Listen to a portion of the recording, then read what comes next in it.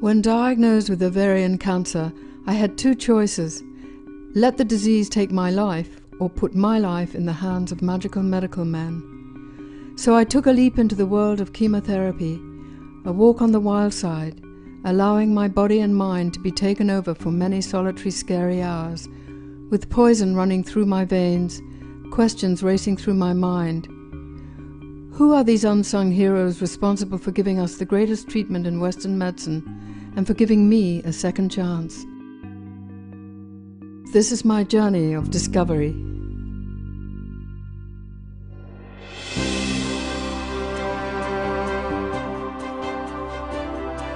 When I started, cancer was a disease you didn't discuss. All that's been changed. Cancer is just more complex than most because these are cells that are only slightly different from the normal cells of the body. They are slightly different. They don't die on time. I think we've had an unnatural fear of the cancer cell over time. We thought it was like Pac-Man that was just consuming the patient. Cancer chemotherapy started with Paul Ehrlich. He started using chemotherapy for cancer of the larynx back in about 1898. Dr. Mattei was one of the great inspirations in the days of chemotherapy, immunotherapy, radiation, and is all considered by all of us as a giant and a thought leader. There were three others, which were James Holland, Emil Freyreich, and Emil Frey.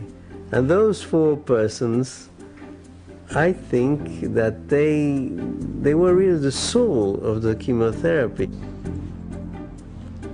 Why don't you cure leukemia?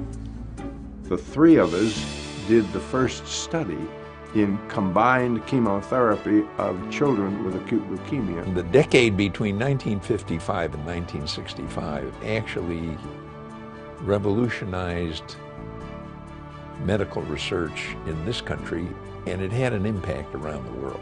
So in the 80s we started seeing the birth of the monoclonal antibodies and some of the targeted therapies, and these really took off in the 1990s. So I said, listen guys, I want to give all four drugs at the same time. How do you think that was received? The federal government is telling the geniuses in academia what they can and can't investigate. It's insane. But we finally got approval. We gave the first multi-agent combination chemotherapy to children. We called it VAMP. And VAMP revolutionized chemotherapy in the world. But also we had things, drugs or other procedures that reduced the toxicity. The retreat from radical mastectomy and the use of adjuvant chemotherapy are inextricably intertwined. The targets are better, the science is better in finding them, and we are finding agents to hit those targets. Great things are happening today. So I think in 10 years' time, not only will we have a lot of treatments that help many different cancers and leukemias, but also we'll be able to design treatments for the particular cancer of a particular patient. You want to make sure you get the trifecta. Cure them.